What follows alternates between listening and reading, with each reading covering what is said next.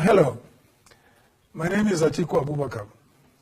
I'm speaking to you today on Facebook Live, as I want to reach as many of our young people as possible, as I have an important announcement to make about the future of Nigeria. This will be an interactive session, so I would like you to send me questions, as it is you, our youths, who represent the future of our nation.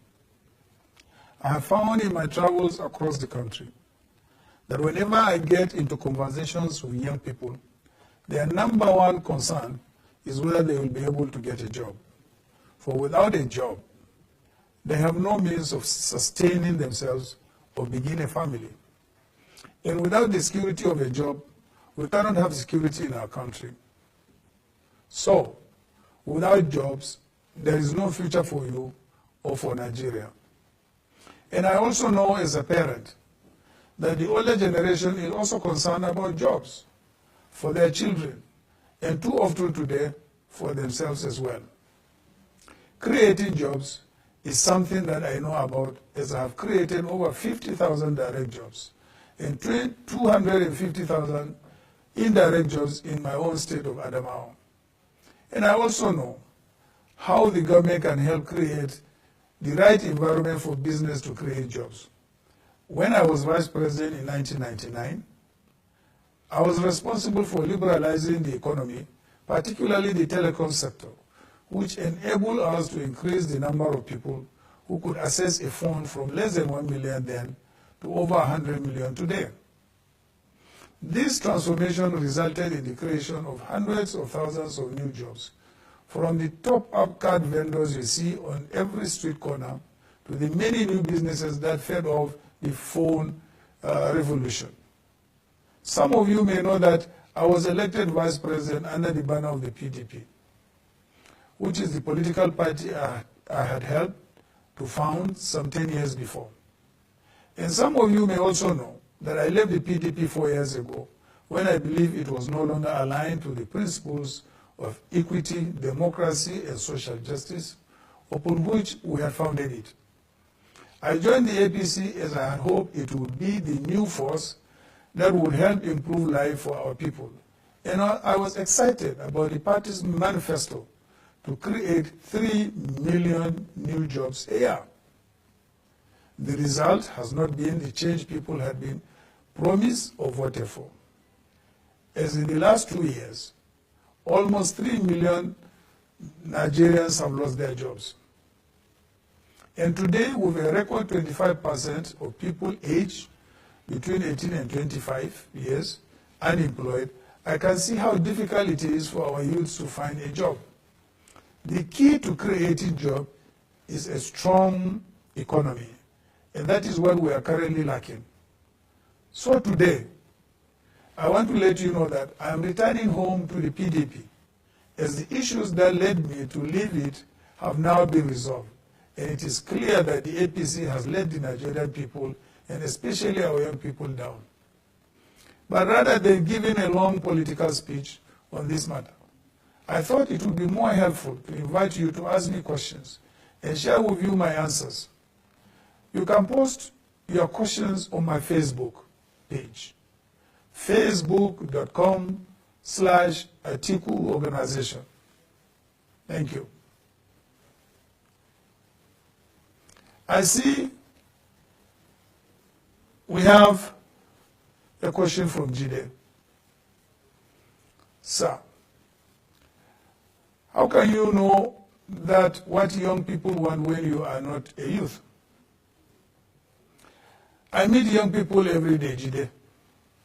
I have children and grandchildren, and most of my employees are youths. The key to knowing what young people want is to listen to them. I am good at that. Sometimes when I am on the phone with my kids, they ask me, "Are you still there?"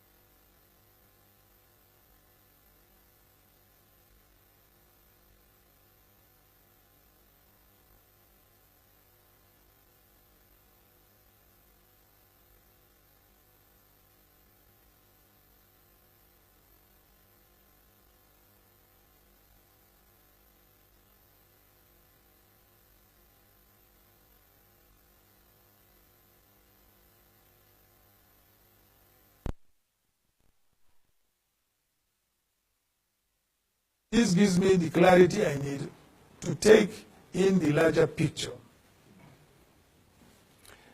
My next question is from Ikechi.